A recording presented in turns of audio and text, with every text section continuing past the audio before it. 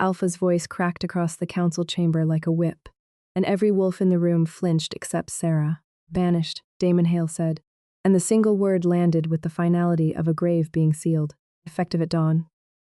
Sarah Calloway stood at the center of the chamber's stone floor, her hands folded in front of her chin level, her breathing measured in the careful way she had learned to breathe over the past 6 years of living at the edge of this pack's tolerance. Around her, 43 wolves sat in tiered rows of polished oak benches, witnesses to what Damon's was calling a formal hearing, and what everyone in the room understood to be a performance of a decision he had already made before she walked through the door. She was 26 years old, 6 weeks pregnant, and not one of the wolves in that chamber knew both of those things at the same time. Known since the morning 3 days ago, when she'd pressed her palm flat against her lower abdomen in the quiet of her small room in the Omega quarters and felt the warmth radiating there. A warmth that had nothing to do with fever and everything to do with the secret life beginning inside her. She had not told Damon. She had not told anyone. She had understood, even then, even in the first stunned breath of that discovery, that this information would not save her. In this pack, in this council chamber, with this alpha watching her from his raised seat, with cold gray eyes that had once looked at her with something she had mistaken for love, the news of her pregnancy would not be a shield, it would be a weapon, just not one she could wield. The charge, said Elder Rowan, reading from the ledger open on the table before him, is the spreading of false testimony against a bonded pair within the pack. Specifically, the claim that Bada Harlow Vance and his mate Celia engaged in unauthorized trade with the Crescent Ridge Consortium, a claim for which no corroborating evidence was presented. Sarah let the words settle over her like cold water. She had presented corroborating evidence. She had presented 3 signed transaction records and a witness statement from a courier, who had carried sealed packages between Vance's home and the Ridge's outer post for 7 months. Elder Rowan had reviewed those documents in private 3 weeks ago, nodded and told her to submit them to the council archive. That she had submitted them. Now Elder Rowan was telling 43 wolves that no corroborating evidence had been presented, and not one of those wolves made a sound. The stone floor of the chamber was cold through the thin soles of her shoes, was the detail her mind fixed on absurdly.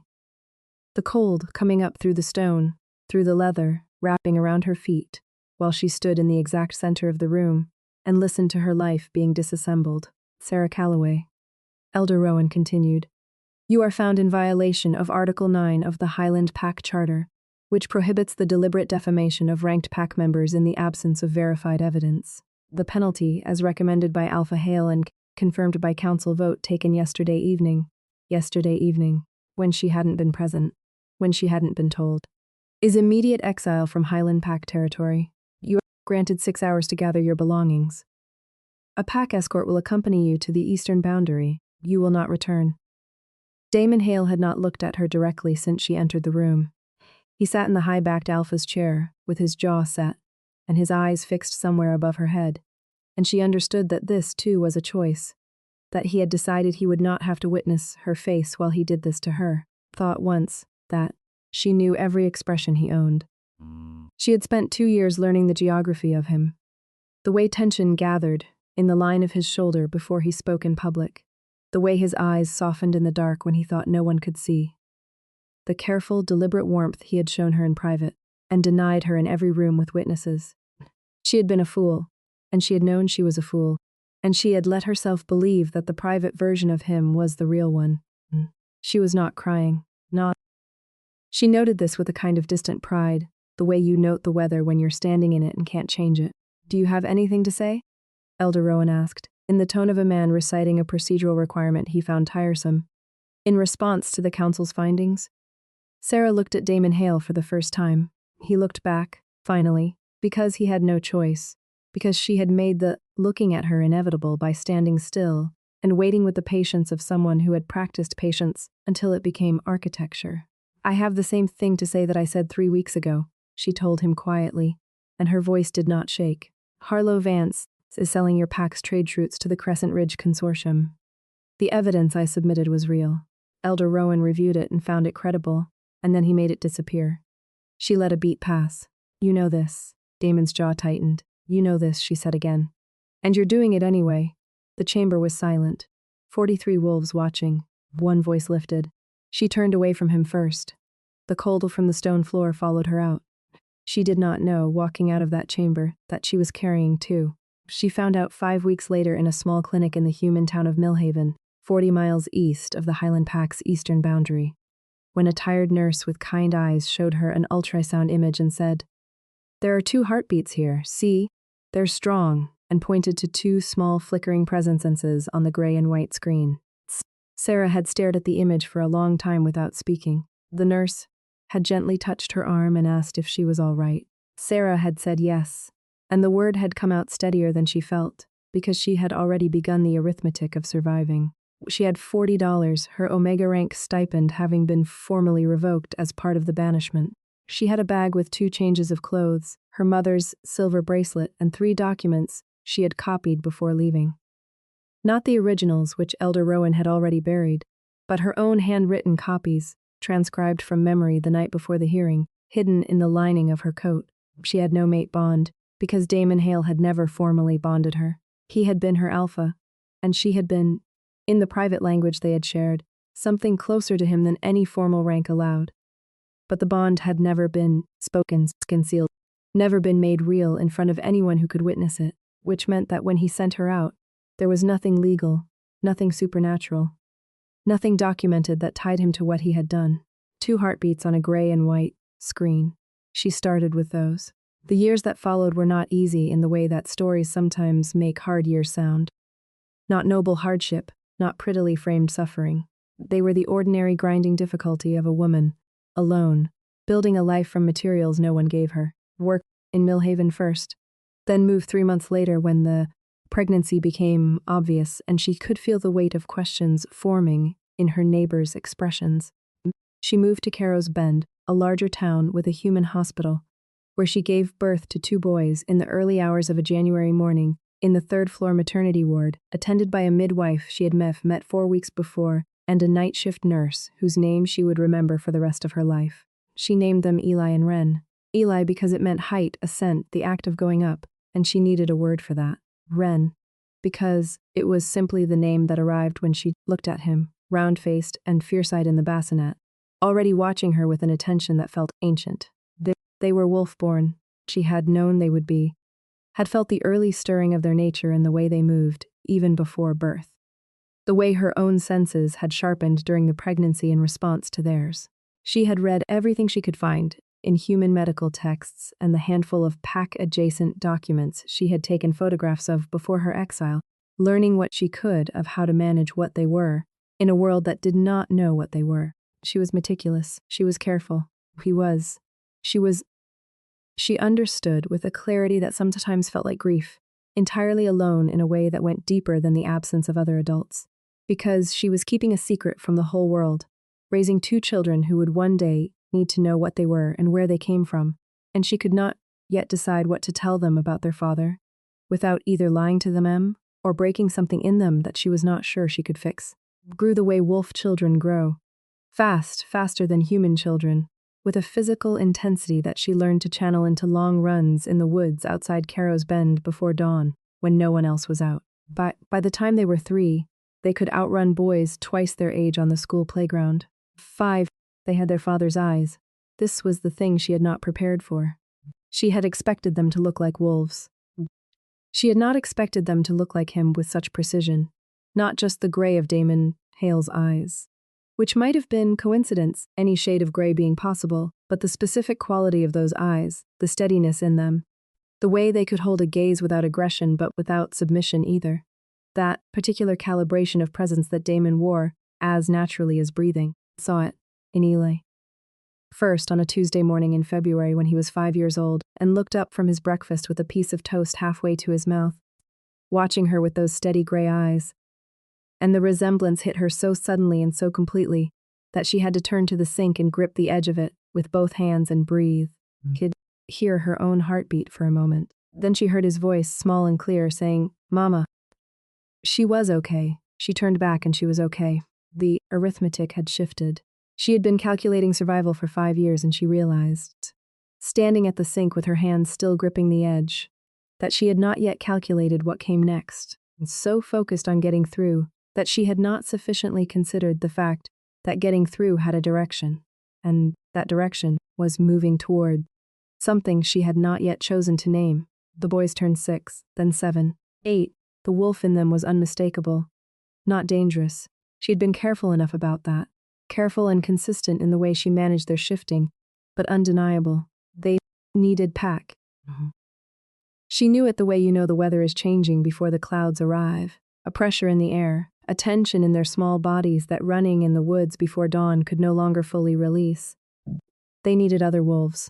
They needed to know what they were in a language she could give them but couldn't fully embody, because she was Omega, and she could love them and protect them, but she could not be what they were about to need. She was 31 years old when she made the decision. Came to her not as a dramatic resolution, but as a quiet recognition that had been waiting long enough. The understanding that she had built everything she needed to build, accumulated everything she needed, and that the choice now was whether she would let the boys grow into their nature without the context they deserved, or whether she would go back and hold the accounting to its proper completion. Not for reconciliation. She was not going back for that.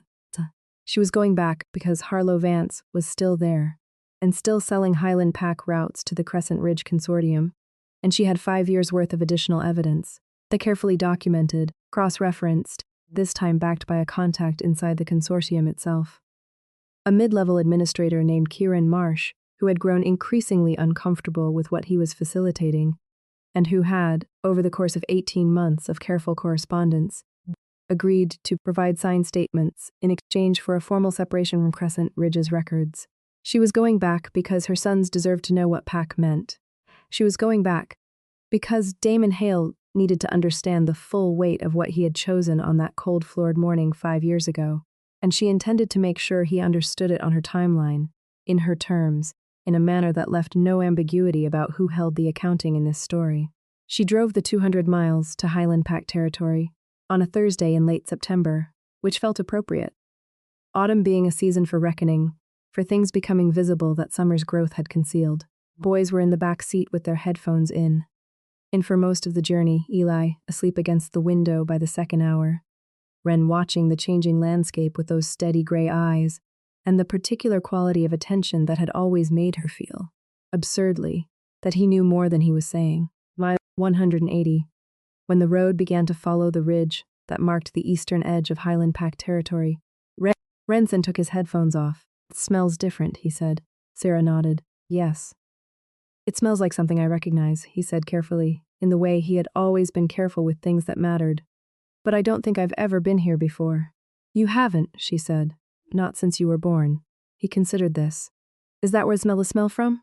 She kept her eyes on the road. "Some of it, yes." He didn't ask more. He put his headphones back in. She watched him in the rearview mirror for a moment. The line of his jaw, the gray of his eyes, the settled quality of him. And then she turned her attention back to the road and the ridge and the territory ahead. Through contact, she trusted to stay in a safe house in the neutral zone, just outside Highland Pack boundaries. A small property owned by a retired mediator wolf named Cass Delaney, who had left her own pack 15 years ago and had since made herself useful to displaced wolves in transition, was 62 and blunt and made the best coffee Sarah had encountered in 5 years of making do, and she had been, since Sarah first reached out to her 2 years ago, the closest thing to a genuine ally Sarah had allowed herself. Cass met them in the driveway. She looked at the boys with the quick, practiced assessment of someone who had seen many wolf children, and something in her expression shifted when she looked at them. A small adjustment, barely visible, that Sarah recognized as recognition.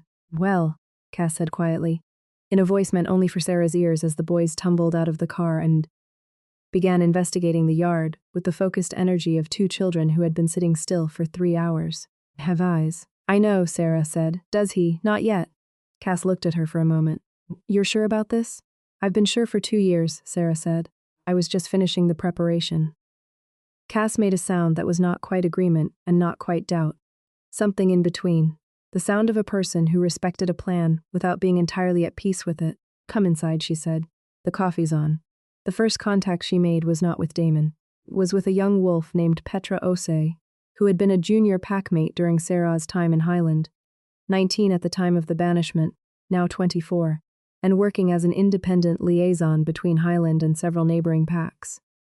Sarah had tracked her down through a mutual contact 8 months ago and spent 6 months determining whether she could be trusted before she made direct contact. The trust was not casual. She had built it on small, verified exchanges, 3 of them over 4 months, before she committed to the larger communication. Petra came to Cass's house on the second morning of Sarah's arrival, driving a small red hatchback, and arriving precisely at the time she had said she would, which was its own form of evidence. She was a compact, serious young woman, with the contained energy of someone who had learned to be efficient in all things, and she sat at Cass's kitchen table and listened to Sarah's complete presentation, the documents, the signed statements from Kieran Marsh, the cross-referenced timeline of Vance's transactions, without interrupting. When Sarah finished, Petra sat with it for a moment. "This is complete," she said finally. "Yes. The Marsh statements alone are enough for a formal council challenge." "Yes." Petra looked at her carefully. "You could have sent this by courier." "I could have," Sarah agreed. The silence that followed was the kind that asked a question without framing it, and Sarah let it settle. "My sons are here," Sarah said. "It's the other reason." Petra looked toward the window, where the boys were visible in the yard. Eli on the porch railing, Wren crouched in the grass examining something in the dirt with the total absorption of a scientist. Petra's expression shifted in the way Cass's had. "He doesn't know," Petra said. "He made a choice 5 years ago," Sarah said. "He can make choices now, too. But they'll be his choices. I won't be making them for him." Petra nodded slowly. "I can get this to the Neutral Arbitration Board within 48 hours. The board accepts it for formal review. Vance loses his immunity before the Highland Council can bury it a second time." "That's the first step," Sarah said. "And the second step?" Sarah looked out the window at her sons. "Second step has its own timing." The Neutral Arbitration Board accepted the evidence package on a Saturday morning, 3 days after Sarah's arrival, and issued a formal review notice to the Highland Pack Council the same afternoon. Sarah was in Cass's kitchen when Petra sent the confirmation, and she sat with the message on her phone for a long moment, her coffee growing cold, feeling something she would not have called victory because it wasn't finished, but something in that direction. A door opening that had been sealed for 5 years by the weight of Elder Rowan's decision to make her evidence disappear. The review notice reached Damon Hale, as she knew it would, with her name on it. She had made sure her name was on it. She had been very specific about that. Cass told her, through her own network, that the notice had arrived at the Highland Alpha's residence on a Saturday evening, and that Damon had been seen in his office alone for most of the following Sunday. Sarah received this information without comment, finished washing the dinner dishes, and went to check on the boys. They were sharing a room in Cass's small house, which they preferred in unfamiliar places. This being a wolf instinct she recognized and had learned to accommodate, the way wolf children sought proximity when the territory was new. Eli was asleep, sprawled with the total abandonment of a child who had run hard enough that day to use everything up. Wren was reading, or appearing to read, though when she came in, he put the book down and looked at her with the assessing quality she was increasingly unable to dismiss as a child's equivalent of perception. "You're worried," he said. "I'm thinking," she said, "what your worried face looks like when you don't want to call it worried." She sat on the edge of his bed. He shifted to make room without being asked. Another wolf instinct, the adjustment of position for shared space. She put her hand on his head briefly, feeling the warmth of him, the realness of him. "Tell you something?" she asked. "Always," he said. "Place. The territory we're near is where you were born, and where I lived before you were born. I had to leave before you were old enough to remember it." He was quiet for a moment. "Why did you have to leave?" "Because someone in a position of power made a choice that wasn't fair," she said. "I didn't have enough of the right kind of power to stop it at the time. But you do now." She looked at him. "I'm working on that." He nodded, the serious nodding of a child processing a large piece of information. "And our dad is here?" She had not told them. She had not lied either. She had said their father was a wolf, that he was a pack wolf, that the circumstances of her leaving were complicated, and that she would tell them more when they were older. She had been moving older incrementally toward now for 2 years, and apparently Wren had been doing his own arithmetic. "What makes you ask that?" She said the smell, he said simply, "the one I recognized in the car, strongest in this direction, and it smells like Eli and me." He paused. "You don't look surprised when I say that, which means you know." She had raised him for nearly 9 years, and still, sometimes, he surprised her. "Yes," she said quietly, "he's here." Wren absorbed this. "Is he the one who wasn't fair?" She took a careful breath. That's more complicated. Mama. He said her name with the patient directness that she recognized as his own specific form of love. Complicated, or is it just hard to say? She looked at her son, his gray eyes, his father's eyes, his own entirely singular self, and said both. I'll tell you more. Just not tonight. He accepted this. He always accepted the honest version of things, even when it was incomplete. She kissed his forehead, said goodnight, and went back to the kitchen where Cass was refilling her coffee with the quiet efficiency of a woman who had long since stopped requiring explanations. A formal review hearing before the Neutral Arbitration Board was scheduled for Wednesday, 11 days after Sarah's arrival. She drove to the Regional Arbitration House, a low stone building in the neutral zone, 20 miles from the Highland boundary, with Petra beside her and Cass at home with the boys.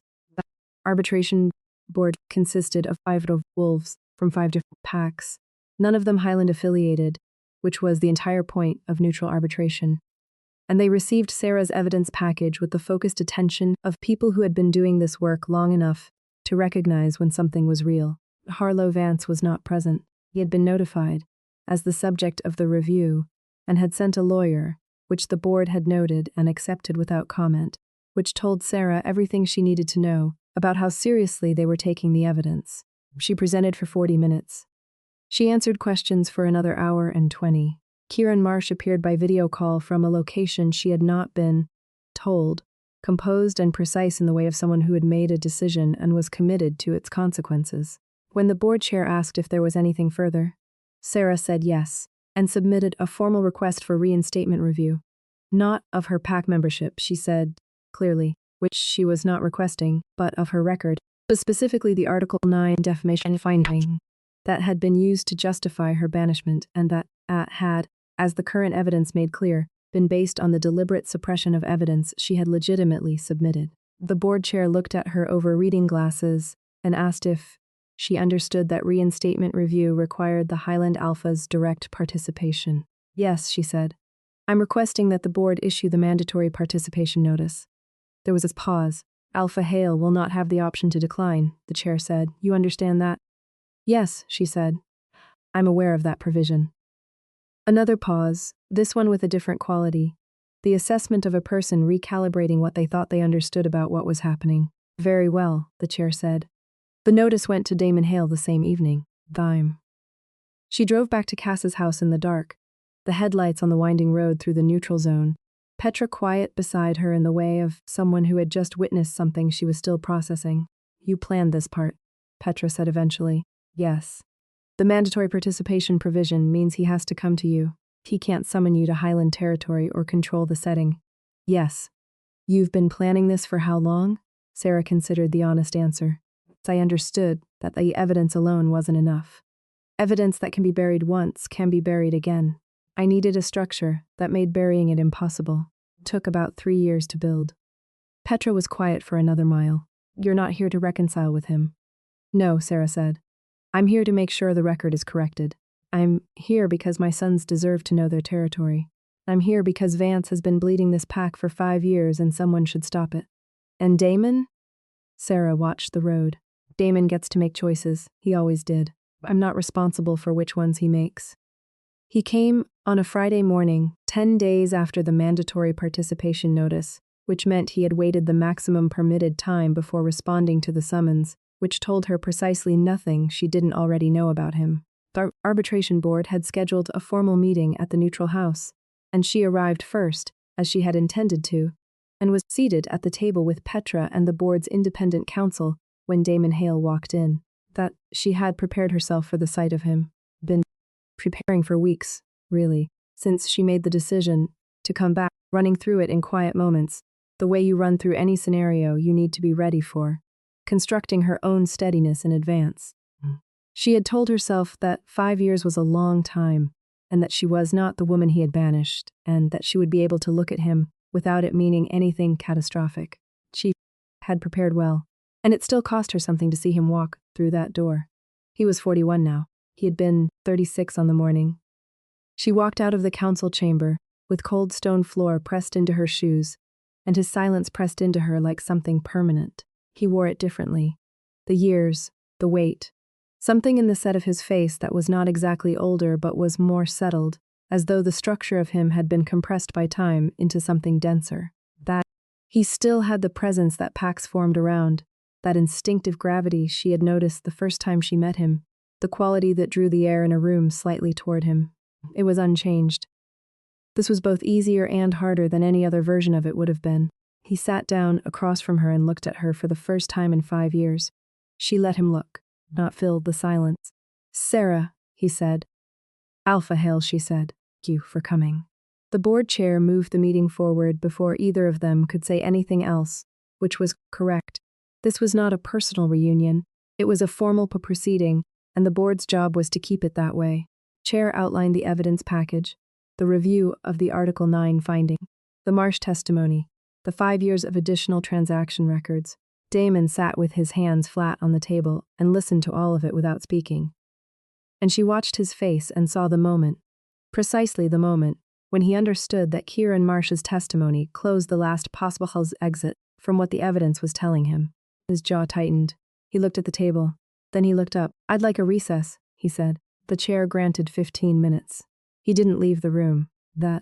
He waited while the board members stepped out, and Petra quietly stood and said she'd get coffee, which was Petra's way of offering the two of them a window, and the room became empty except for them. Sarah folded her hands on the table and waited.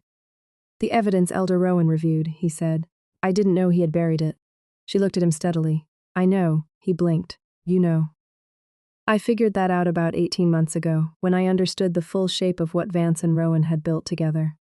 Rowan acted independently because he was involved himself. He had a financial stake in the consortium arrangement. When you backed Rowan's recommendation to banish me, you were acting on information Rowan had shaped. You didn't know the submission existed." Damon was very still. "Why?" "Because you still banished me," she said, without heat, simply as a statement of record. "You had a hearing where I stood in front of you and told you directly that the evidence was real and that Rowan had made it disappear. And you looked at me and chose not to investigate. You chose convenience.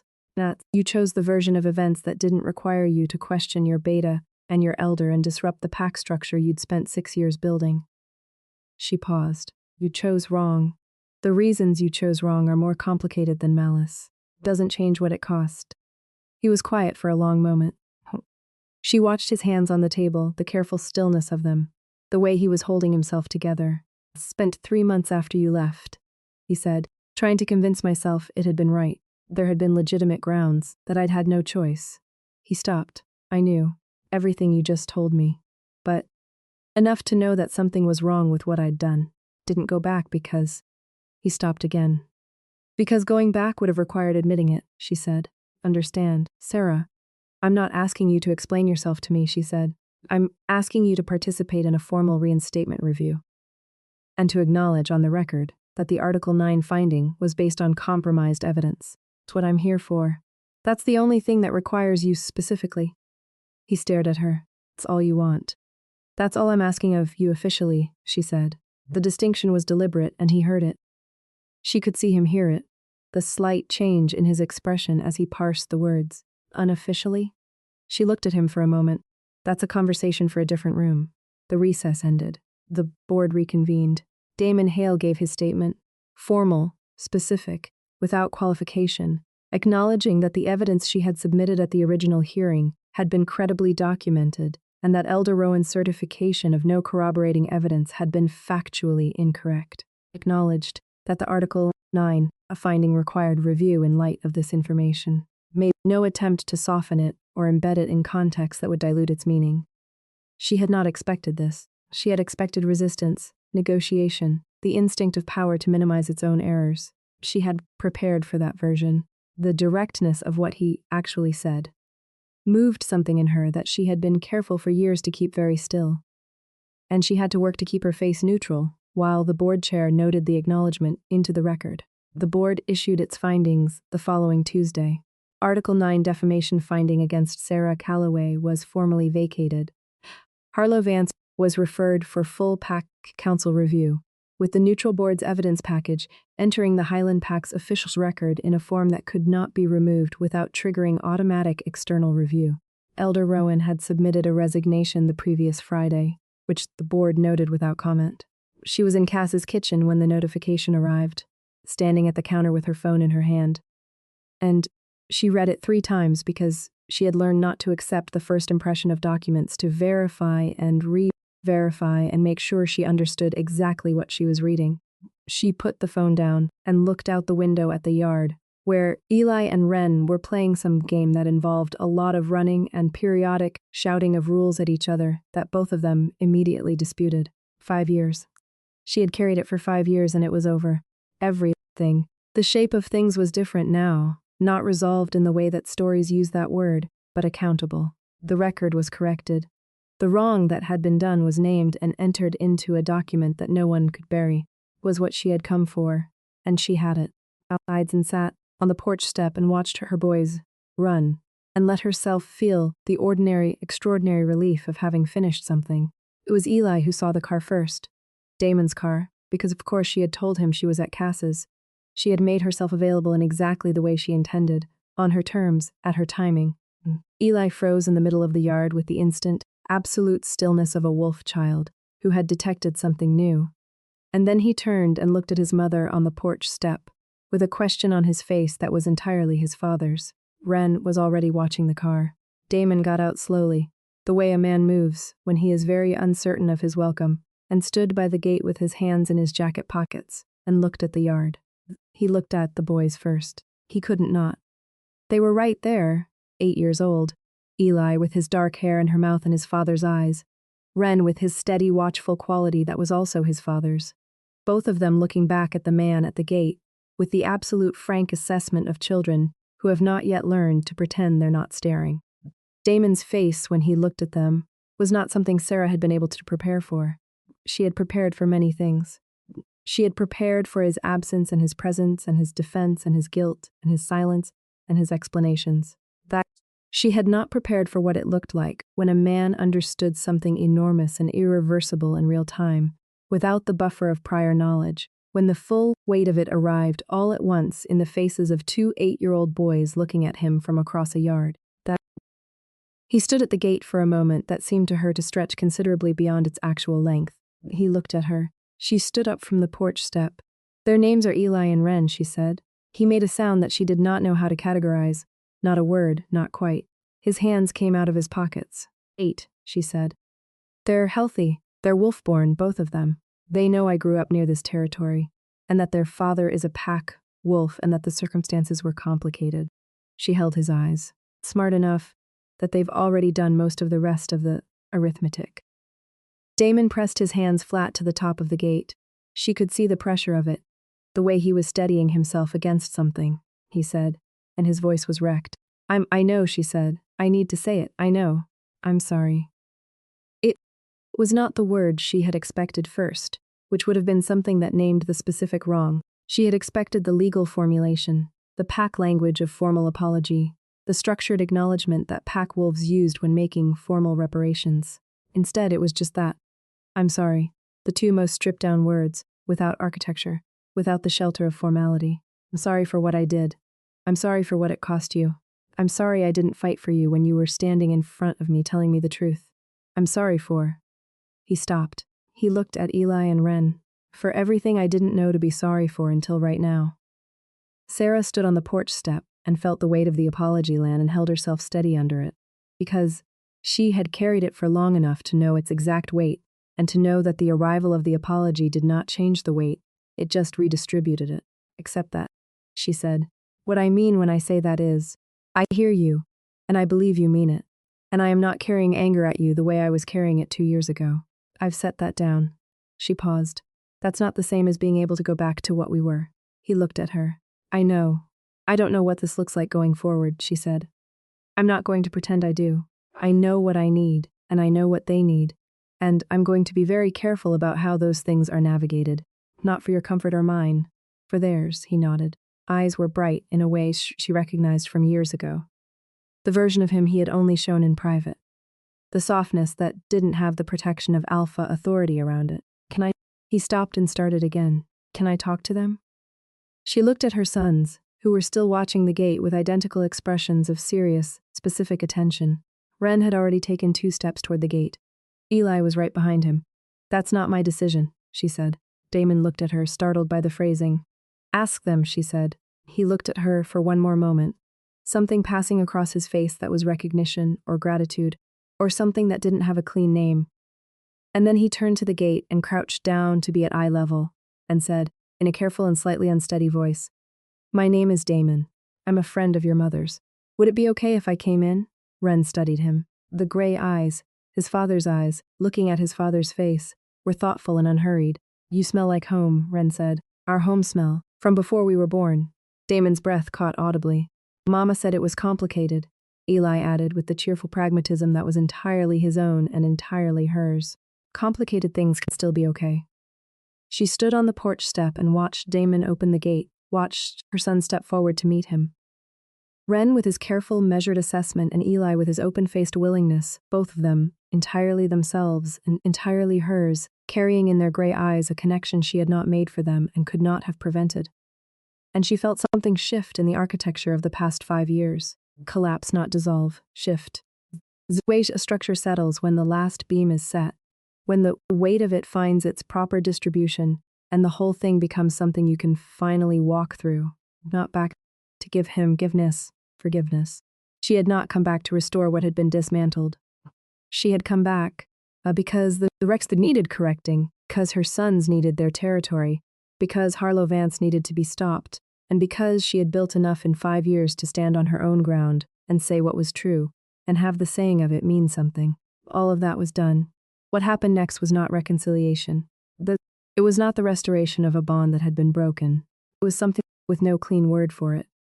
The beginning of a navigation, careful and unsentimentally constructed, of two people who had hurt each other and been hurt by each other, and produced two astonishing people in the process, trying to figure out how to be in the same territory, in a way that served those people best. She watched Wren say something to Damon that made him laugh. A surprised, genuine sound she had not heard in 5 years, and that still sounded like him. And Eli immediately asked what was funny and was immediately told by Wren, who immediately disputed the telling, and the three of them were briefly in the ordinary chaos of two children, explaining something simultaneously to a bewildered adult, and it was so acutely, painfully ordinary that she had to press her hands together in front of her to hold herself still inside it. Cass came to stand beside her in the doorway with 2 cups of coffee and pressed one into her hands. How are you? Cass asked. Sarah looked at the yard, at her sons. The man crouching in the autumn light, trying to follow 2 simultaneous explanations with the expression of someone who is very much present in a moment they had not known they were about to have. I'm here, she said. It was, she thought, the truest answer she had. The days that followed were not dramatic in the way the previous weeks had been. The arbitration, the evidence, the formal proceedings with their weight and their consequences. They were smaller, more granular, built of specific conversations and specific silences and specific moments of negotiation that required more care than any formal proceeding, because they were not formal, there was no structure for them. She was building the structure as she went, using what she knew and what she was willing to offer and what she was not. She made very clear what she was not willing to offer. The restoration of intimacy, not the reinstatement of whatever private language they had shared, the careful warmth he had shown her in the dark, the version of him she had once believed was the real one. She was not in a position to trust that, not because she thought he was lying, but because she understood that her own instinct toward that warmth was still present and still not reliable. And she had learned in 5 years to take her own unreliable instincts seriously. She was willing to offer this shared presence for the boys, on a schedule and in a context she had input into. She was willing to offer him information about his sons, their nature, their development, the specific individual people they were, in exchange for his commitment to their pack integration on her terms. She was willing to let him try, with the understanding that trying was not the same as succeeding, and that she would evaluate what she saw with the same careful, evidence-based attention she had applied to everything else for the past 5 years. He accepted these terms. He accepted them without negotiation, which surprised her. You expected me to push back, he said, one afternoon, when they were sitting in Cass's kitchen while the boys were out in the yard, with Cass doing something that involved measuring things. I expected you to try to revise the terms in your favor, she said. Most people do. I don't have grounds to revise them, he said. They're fair. She looked at him. They're more than fair. Say that, and I wrote them. Then why did you write them that way? She considered the question honestly. Because I needed them to be terms I could stand behind fully. If I'm to enforce them, I have to be able to justify them entirely. And I can't justify a set of terms that gives me an advantage I haven't earned. He looked at her for a moment. You've thought about justice more carefully than anyone I know. I had 5 years and a strong motivation, she said, and there was enough edge in it that he heard it and didn't push past it, which was correct. Eli asked about Damon that night, with the directness that was Eli's specific way of approaching anything he wanted to understand. They were doing the dishes together, her washing, Eli drying, Ren having escaped this particular duty with suspicious efficiency, and Eli said, without preamble, "Is Damon our dad?" She handed him a rinsed cup. "Yes. Why didn't we know before?" She turned off the water and dried her hands and turned to look at him. He deserved the careful version, not the easy version. Because when I found out I was going to have you and Ren, I wasn't in a safe place to tell him. Then I was somewhere else, and the situation was complicated, and I needed time to make things safe before I came back. Did he know about us before this week? No. Eli absorbed this with the same quality his brother brought to difficult information, not the immediate emotional reaction, but the thoughtful processing, the working out. Is he sad that he didn't know us when we were little? Yes, she said. Think so. Is that your fault or his fault? She blinked. Why do you ask it that way? Because, he said, in the very patient tone of a child explaining something they consider self-evident. If it's his fault, he should apologize to us, not just to you. And if it's your fault, you should apologize to us. If it's both, then both of you should. She stared at her 8-year-old son. That's fair, she said eventually. I know, he said, and picked up the next cup to dry. Damon apologized to them the following Saturday. In the yard after a morning of the careful, slightly awkward, gradually less awkward business of 3 strangers who shared a scent getting to know each other. He sat on the porch steps and told them directly that he hadn't known about them, that he was sorry he hadn't known, that the reasons he hadn't known were partly circumstances and partly choices he had made, that he would have made differently if he'd known better. He told them he couldn't give them the years he had missed, and he knew that. He told them he would like, if they wanted it, to be present going forward. Ren listened to all of this with the complete attention he brought to everything that mattered to him. He said, okay. Eli said, do you know how to play Wildwood? It's a card game. Ren made it up. We can teach you. Damon looked at them both and said, I would like that very much. Sarah watched from the kitchen window, her hands around a coffee cup that had gone cold, and let herself feel the complicated texture of the moment without trying to sort it into clean categories. It was not resolved. It was not healed. It was not the story where the wrong was undone, and the love was restored, and the ending arrived like a door clicking properly shut. It was something more difficult and more real. 2 people who had failed each other trying to be fair and careful in the presence of 2 new people who required their best effort and who had, entirely on their own, without being asked, begun to decide what they thought of their father. Was their right? She had always known it would be, and she had always known that she would have to hold herself still while they exercised it, and she was holding herself still. And it was harder and less terrible than she had expected, which was more or less how she had found most things to be when she finally arrived at them. Formal reinstatement of her record was published in the Highland Pack Registry on the last Friday of October, 6 weeks after her arrival. She was not present for the publication. She was in Cass's kitchen eating breakfast with her sons when Petra sent the confirmation, and she read it, "Eat your eggs before they're down," and said to Eli, who was pushing his around the plate, with the absorption of a person who had decided breakfast was less interesting than the thought he was currently having. Ren picked up her phone and read the message without asking, which was a habit she was still in the process of addressing, and said, "It's done?" "It's done," she said. He handed the phone back. "Good," he said, in a tone that was simply fact, simply what was true. The same way he had said, "You smell like home" to Damon at the gate, the direct, unadorned naming of things as they were. She looked at her son and felt the particular love that is not soft and not easy, that has been tested by time and difficulty, and the specific weight of 5 years of holding something together alone, and that is deeper for all of it.